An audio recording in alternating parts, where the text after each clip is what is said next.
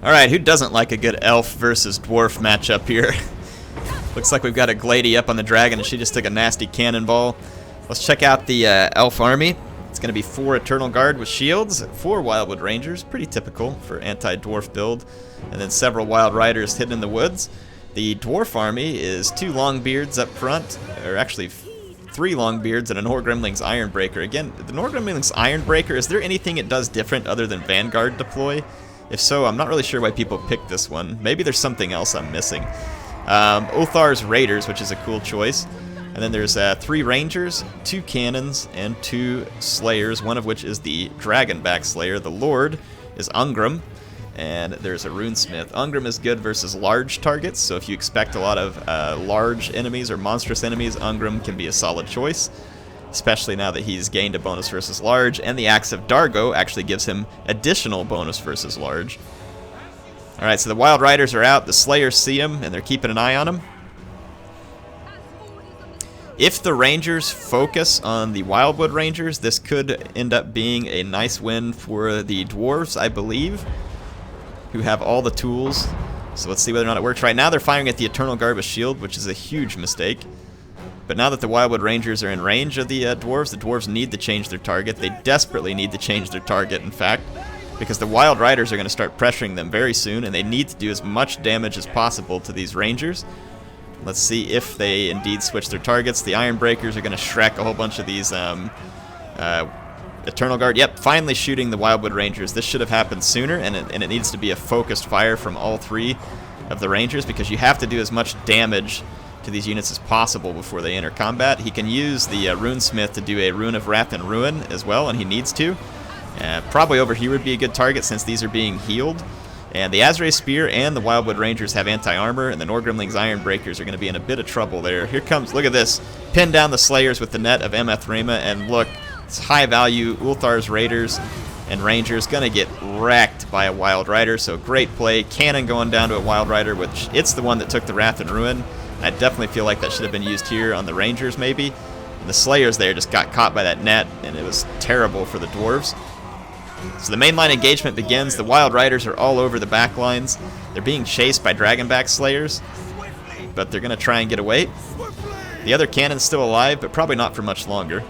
This one got ruined, and then the Ulthar's Raiders and the Rangers got completely wrapped up over here by an extremely nice use of the Wild Riders and the Prey of Emethrema by the Elf player. Cannons going down. The Rangers are pretty threatened. The Dragonback Slayers are trying desperately to fight off all the Wild Riders. And the main dwarf line here is getting pooped on pretty hard. But Ungrim Iron Fist is unbreakable, and he does a lot of bonus versus large when he's not getting knocked around, then he actually gets a good swing in. So we'll see how that works. The Runesmith is still alive too, so it's not over for the Dwarves by any means. These Norgrimling Ironbreakers are holding off, and then the Slayers are in this fight too, which will add a lot of help to the Norgrimling's Ironbreakers. But the Wild Riders are very alive, and all the Dwarf Infantry over here gets broken. But the Wood Elves getting chewed up a little bit here in the center by Ungrim, so we'll see what happens. The Slayers are going to try and fend off these Wild Riders, and they'll do good against the Wild Riders other than on the charge. And the Ironbreakers are trying their best to hold out here. The Glady and the other Wildwood Rangers going to finish off some regrouped Dwarf Rangers and Ulthar's Rangers. And chasing down fleeing dwarf units over here with the Wild Riders. Very nice job to make sure you don't have to come back and fight them. The Dragonback Slayers now just into melee with Elf Infantry, and they are racking up kills.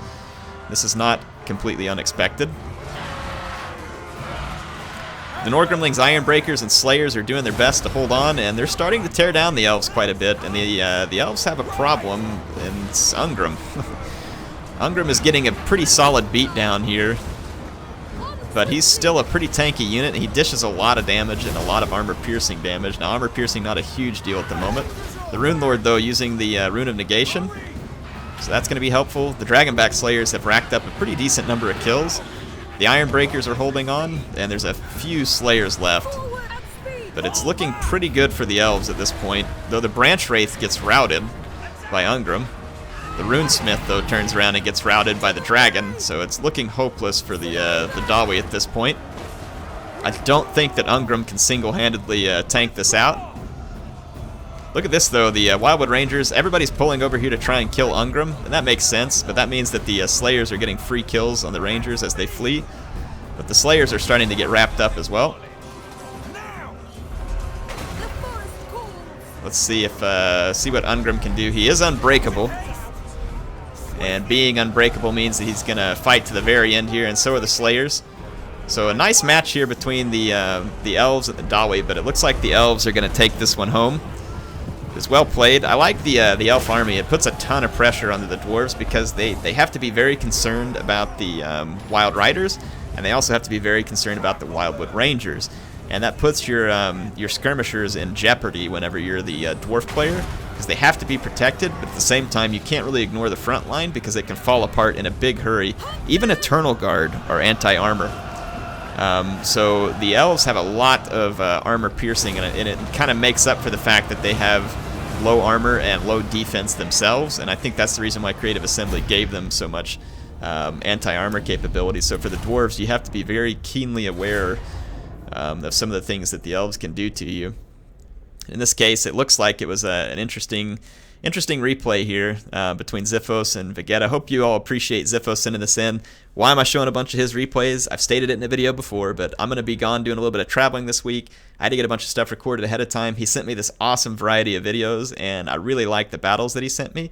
Yeah, there's a lot of variety in them, and plus people hadn't seen a lot of the Wood Elves in a while, so I'm kind of doubling back, letting you see them. Appreciate y'all joining. I love making content for you, and I appreciate MSI sponsoring this build that I am recording on. If you want to subscribe, click my logo in the bottom right-hand corner. Helps me out a ton. HeirofCarthage signing out. I'll see you soon.